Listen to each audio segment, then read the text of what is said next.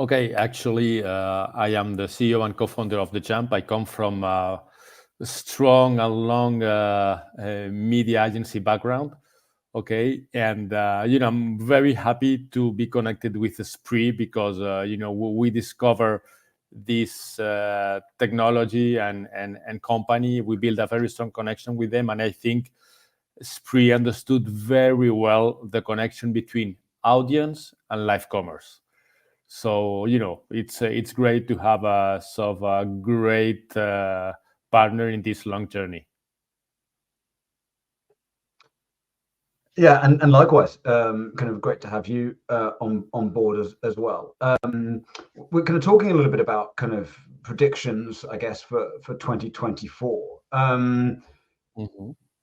In regards to your views on that, you sort of predict that there's going to be sort of an increased competition, right, for slots, as you put it. How are brands going to be able to stand out and sort of win those slots, so to speak? I have been discussing with several brands about what is the best time of the day of the week for live shopping events. And it's amazing that independently of the industry of the brand, most of them agreed on a simple thing, which is Tuesday and Thursdays between, I will say, 7:30 and 9:30. Okay, so that means that as soon as more brands are embracing live commerce, there will be a new space called live commerce prime time. Okay, and then we will see a special battle to be relevant in this live commerce prime time.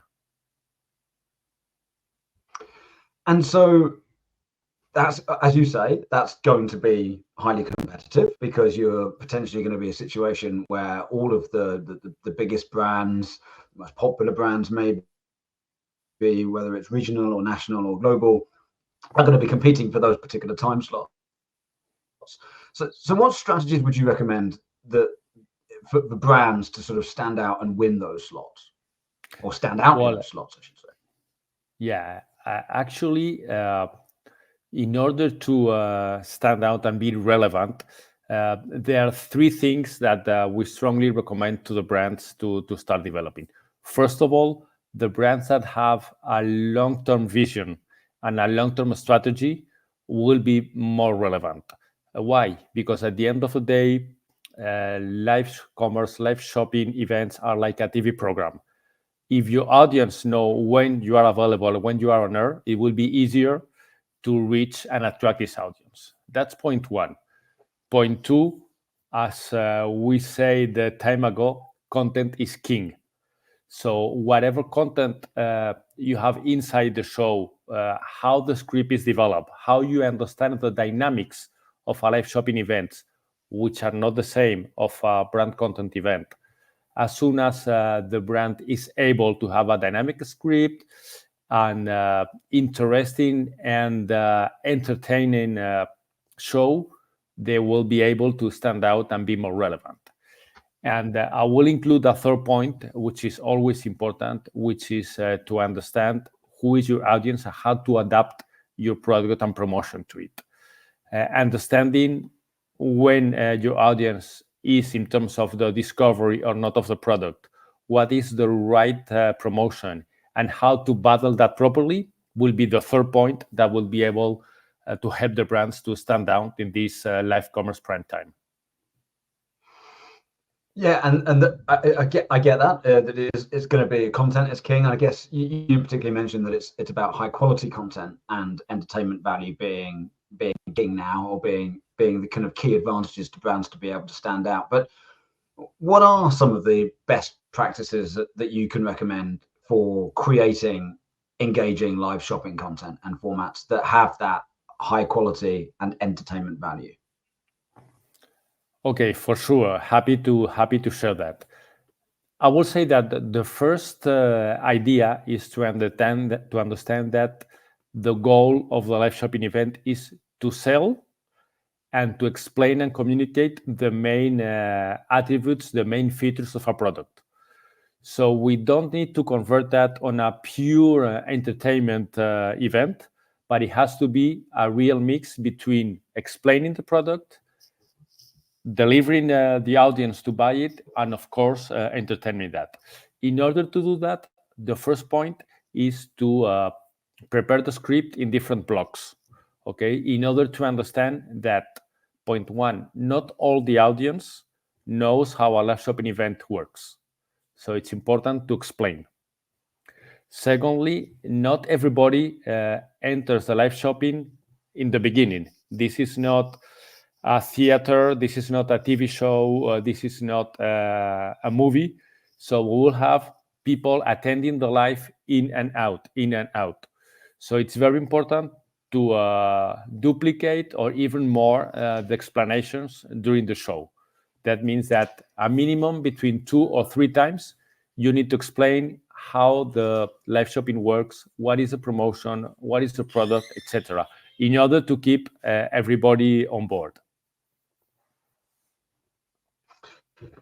Yes, I think some really good tips there. And I think maybe, a lot of people will be familiar with some of those things when you kind of look back at, I guess pre-social media, but to talk about, TV shopping, where that was happening all the time. Every 5 minutes, someone was reintroducing the item or reintroducing the benefits or the promotion that was there. But now that we're not on TV, and it's more about social media live shopping, how big of an impact do you expect to see this for versus sort of brand websites, if you will? The impact that it's going to have, but also, I guess, the channels that are going to be used primarily going forward, of the now numerous social media channels that we have. Sorry, can you explain again, Alex? I almost lost you. Sorry. Can you do it again, the question, please? I almost no worries. So I just wanted to know.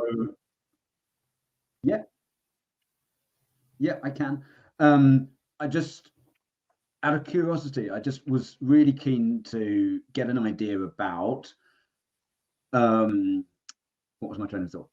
So just in terms of the channels that people are using on social media, it used to be before that it was on TV. So now that we're using so many different channels on social media, is there a particular strategy that people should have on what channels to be streaming on, and how they go about that content? Okay, sure. The first thing that brands need to understand is how the different channels perform. You will not have the same performance on a what we call on-site live shopping and social live shopping. On-site live shopping means when the brand broadcasts the live shopping on their own website. In this case, the challenge is how to reach the audience and how to get a huge volume of viewers. On the other hand, these viewers are already being very interested in the product because they will access to the brand website, and we will have normally what we see is a reduced number of viewers with a high interest and with a high conversion rate, okay, with a very good performance. On the other hand, as you can imagine, social channels and social live commerce through mainly Instagram and Facebook are gaining the goal of the audience because the brands have built a lot in order to create a strong Instagram and a strong Facebook community, and now they have the chance to push this live shopping event to this community. But in this case, the community will see the live shopping push to the handsets, to the cell phones, and then they enter the live shopping in a more discovery mode. Okay, so we will have in social live commerce, we will have more audience, we will have an incredible and fantastic results in terms of audience. On the other hand, because we are on a more discovery mode, more on the upper funnel part of the funnel, we will have a less conversion rate. So the best scenario is to manage properly these two channels, okay, in order to get the best of the on-site live shopping and the best of the social live shopping. Yeah, that obviously that makes a lot of sense as well in terms of the techniques, in terms of kind of assessing the strengths of it. Moving to retail brands for a little bit, and particularly ones maybe who have traditionally been on the high street, bricks and mortar businesses, who are now starting to explore the kind of the digital world. How can they best balance that? Have you got any tips or advice about how they can balance their traditional in-store business, which they want to keep, and support that with live shopping? Well, actually, all these brands have traditionally invest a lot in creating a great base of Instagram, mainly Instagram followers. And we strongly suggest that they continue to do that, and they use this base of followers, this community, to start with social live shopping. The main challenge that brick and mortar brands have when they launch live shopping is how to reach the audience. They are less impacted by the final results, but they are very concerned in terms of how do I build an audience. So when we talk about a traditional brick and mortar brand, the best way to step in and create a successful live shopping strategy is to start with creating and with working with their Instagram and Facebook communities to create a live shopping events calendar. And once they have already built this audience and understand the different tips they will have to convert this audience, then they can move forward to the on-site live shopping. But the first advice is work with your current Instagram and Facebook accounts. Definitely makes sense. As you know, I've heard from other people as well who are on this webinar, where they've talked about how audience is such a primary concern, and that you should sort of make sure that you've either nurtured your audience or got your audience right before you go ahead with maybe in a partnership or collaboration, or even just sort of start live shopping. So that makes perfect sense. Do you foresee any issues or problems with brands nurturing their audience on Facebook and Instagram, as two examples, or other social media networks, because they want to move into live shopping, and then there being problems with those particular platforms? We've heard in the past, like, maybe scare tactic headlines about the failure of Facebook shopping or Instagram shopping, and in favor of TikTok, for example. How can brands mitigate the issue that maybe a brand might, a platform or channel might close, for example? Well, actually, we understand that big platforms like Meta and TikTok are continually exploring and going back and forth in order to understand how they can build a strong shoppable technology, okay, and a strong shoppable business. On our side, as an independent and autonomous agency, what we think is that all the brands need to find the right partner that is 100% focused on a shoppable strategy, on a shoppable technology.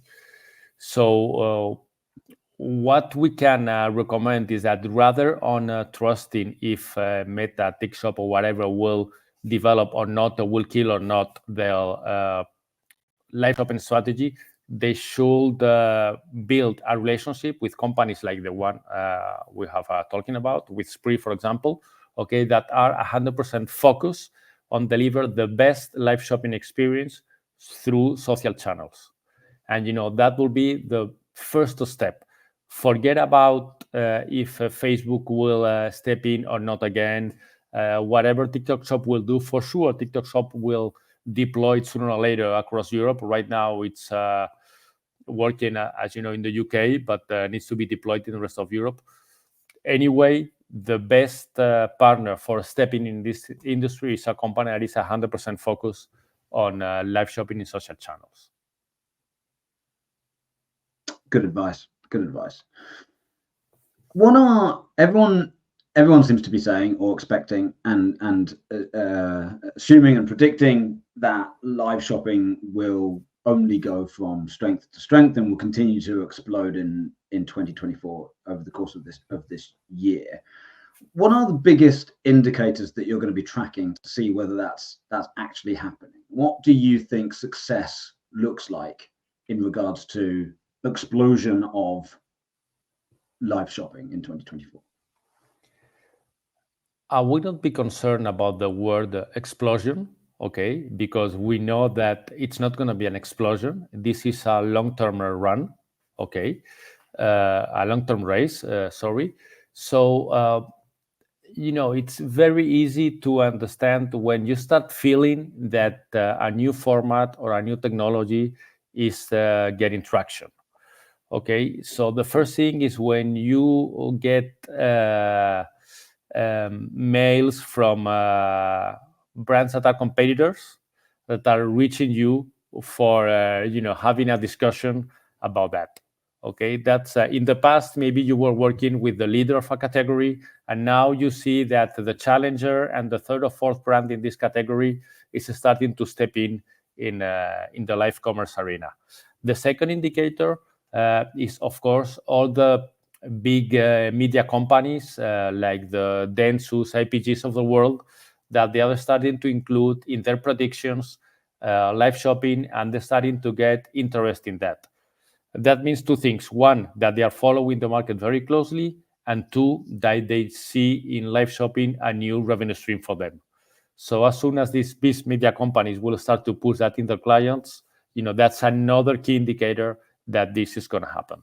Okay, and the third point is that for me, the development of new startups and technologies that will help live shopping to deploy.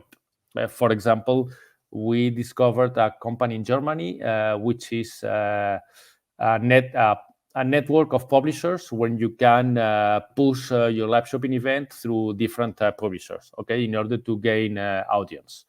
So that's a company that has built already in a mature live shopping industry. Okay, so we will see several startups and companies like that, and that will be another indicator that live shopping already, I will not say it's exploding, but I'd say is developing properly. Yeah, that was my word. To be fair, my word explosion. Maybe that's Yeah, maybe that's me being it's a great overly marketing word, but optimistic. yeah, Yeah, yeah, yeah. exactly. But More overly optimistic, maybe in regards to what's going to happen in 2024. One question I did have, and this is in regards to live shopping, but actually maybe just digital marketing in general. What do you think that the role that AI is going to play in live shopping? We're seeing already that, for example, live chat on websites is now using digital avatars rather than human customer service personnel. So what role do you see, if any, AI is going to play in live shopping? Could it play a part? well, I think your question has two answers. One, if it's possible, okay, from a technical perspective, we already have seen that it's totally possible. We have seen avatars, we have seen influencers created by AI. So, in the near, I will not say in the near future, in the near present, this is something that will be absolutely able, that we will have an avatar leading as a host a live shopping event. So, that's something that, it's going to be ready sooner or later. I mean, it's amount of data processing, it's amount of network speed, but it will be very, very, very, very soon. On the other hand, my question is more what the audience and the viewers are expecting. Okay, and what do they expect from a live shopping? Do they expect to talk to an avatar like they are doing in a lot of regular e-commerce, or finally what they want is to have an experience which can be more similar to a real experience in front of a regular shopper in a retail store, in a physical retail store? I do think that the viewers are gonna, wait, are gonna expect to have a more physical or digital experience, and when they want to talk to or they want to see a human host present in a live shopping event rather than a virtual host or a host created by AI. Okay, of course, both worlds will be combining, but I think that we are surrounded by a lot of AI and virtual elements, and sometimes viewers and consumers do expect to have a more physical experience.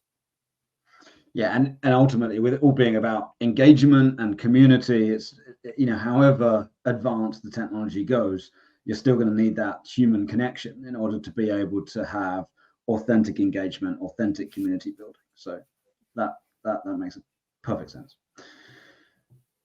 Good. To sort of try and sum up, if I can, if imagine I am a brand who has not done much digital marketing up until now, but realizes that 2024 is the year when I should venture into live shopping to build my brand and to ultimately make more sales. What should I do first? What's my top 3 things that I need to be doing now?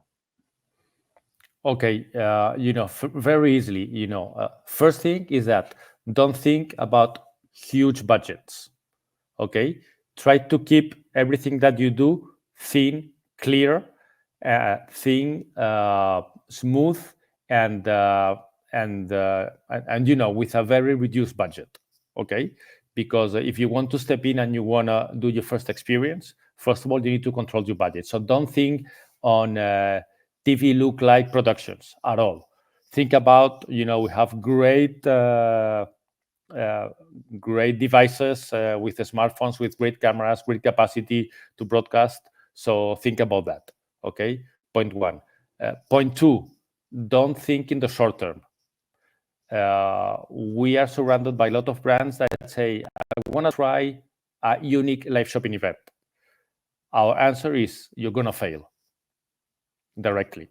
Okay, so don't think on a unique live shopping event.